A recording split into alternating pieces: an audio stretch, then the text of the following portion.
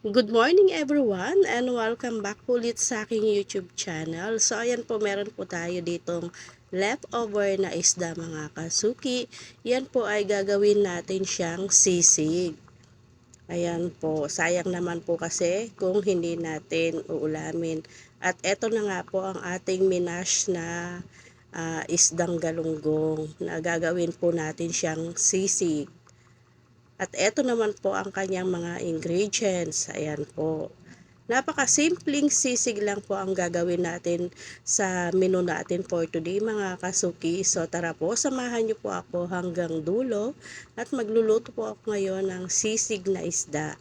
At maraming salamat po sa aking mga solid subscriber, sa mga silent viewers, sa mga new subscriber. Maraming salamat po sa inyo. At kung ikaw ay hindi pa nakasubscribe sa aking YouTube channel, please subscribe my channel and pakiclick na rin po ang notification bell para lagi po kayong updated sa aking mga latest video.